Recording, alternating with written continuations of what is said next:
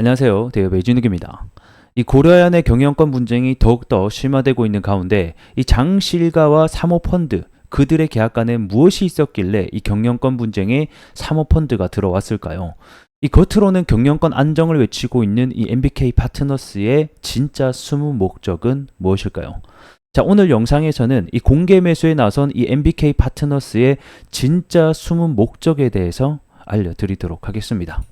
자, 다들 알다시피 이 고려아연 경영권을 가지기 위한 최 씨와 장 씨 일가의 경영권 분쟁이 격화되고 있습니다.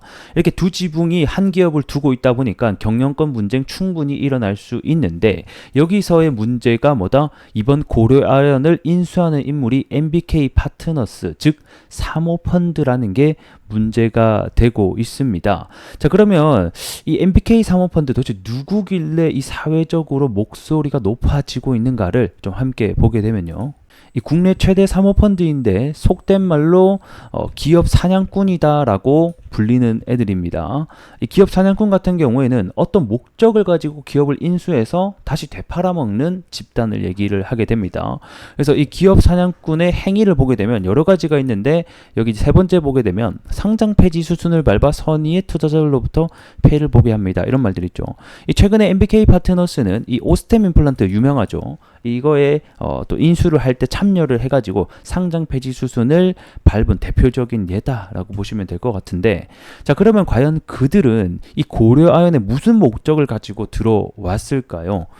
일단은 뭐 겉으로는 이런 공개 매수 목적 자체를 경영권 안정이라고 주장을 하고 있습니다. 이 현재 고려아연의 회장의 개인적인 단독적인 경영 형태로 인해서 이 기업 가치라든가 주주 가치가 훼손되고 있다라고 주장을 하고 있는데요. 그렇기 때문에 우리가 공개 매수를 통해서 지분 추가로 이 훼손된 고려아연의 지배 구조와 경영권 안정을 주장을 하고 있습니다. 겉으로는 그렇게 말하고 있는데 과연 그럴까요? 이 사모펀드의 설립 목적 자체를 아실 필요가 있습니다. 얘네들의 목적은 뭐다? 짧은 기간 안에 수익을 극대화시키는 것을 목표로 두고 있습니다. 자, 이런 사모펀드 같은 경우에는 만기가 있습니다. 그렇기 때문에 이 만기 안에 시세 차익을 걷어서 다시 투자한 사람들에게 돌려줘야 되는 구조가 될 것 같고, 평균적으로 한 기업을 인수를 해서 3년에서 5년 차 때부터 매각 시도를 하게 됩니다. 그렇기 때문에 이러한 경영권 분쟁이 있는 기업의 틈을 잘 노려서 이익을 극대화시키는 게 얘네들의 주된 일이 될 것 같고, 최근에 이런 경영권 분쟁이 있었던 그 한국엔 컴퍼니가 또 대표적인 예가 되겠죠. 실제로 MBK 파트너스가 또 경영권에 들어와서 지분을 확보했던 일이 한 차례 발생을 했습니다. 그렇기 때문에 이 고려아연 역시 경영권 분쟁이 발생하고 있는 만큼 MBK 입장에서는 이러한 경영권 프리미엄 부담을 낮춰서 지분을 확보 가능하기 때문에 얘네들 입장에서는 안 들어올 이유가 없겠다라고 보고 있는 거죠. 무엇보다 이 고려아연 같은 경우에는 세계 비철 1위 기업이기 때문에 그에 대한 매력도 역시 상당하다라고 판단을 하는 것 같습니다. 그래서 지금 언론에다가는 뭐 고려아연을 중국에다가 매각하지 않겠다, 다른 해외로 유출하지 않겠다라고 얘기를 하고 있는 상황이지만, 뭐 지금에야 회의를 안 팔겠다라고 하지만 서류상 계약을 한 것도 아니고 시간이 지나서 잠잠해지면 어떤 꿍꿍이를 할 줄 모르는 애들이다라고 보시면 될 것 같습니다. 무엇보다 이 사모펀드라는 것 자체가 이런 기업을 생각하는 애들이 아니고 그냥 남의 돈을 빌려다가 사고 팔고 자기들의 이익을 극대화를 하는데 목표로 두고 있는 애들이다라고 보시면 좋을 것 같네요. 자, 그러면 지금까지 이 MBK 파트너스의 인수 및 매각했던 기업들 몇 가지만 좀 사례를 살펴보도록 하겠습니다. 아무래도 가장 좀 대표적인 것 중에 하나가 바로 이 홈플러스가 될 것 같죠. 우리가 장 보러 가는 그 홈플러스입니다.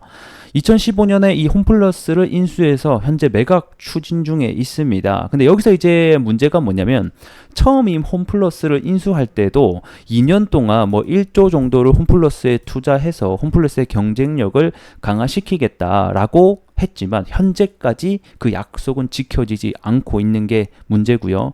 무엇보다 이게 처음에는 통매각을 하려고 했는데 이게 또 통매각이 안 되다 보니까 현재는 분리 매각을 통해서 자신들의 이익을 챙겨나갈 생각을 하고 있습니다. 그뿐만 아니라 이 홈플러스는 현재 적자가 나고 있는 상황이지만 이 MBK는 지속적으로 홈플러스의 배당금을 챙기고 있는데요. 이 배당금이 무려 6,700억이 현재 좀 넘어가고 있는 상황이고 이 구조조정도 계속해서 좀 이루어지고 있습니다. 2015년 대비해서 6,000명 이상 현재는 좀 줄어들고 있는 상황이고 물론 요즘 인터넷 구매가 많아지면서 이 오프라인 매장이 점점 줄어들고 있는 추세긴 하더라도 결국에는 얘네들은 이 기업이 우선이기보다는 이 시세 차익 관점에서 회사를 운영하고 있다라는 게 보여지죠. 자, 두 번째 사례로는 바로 이 BHC 치킨 브랜드가 있습니다.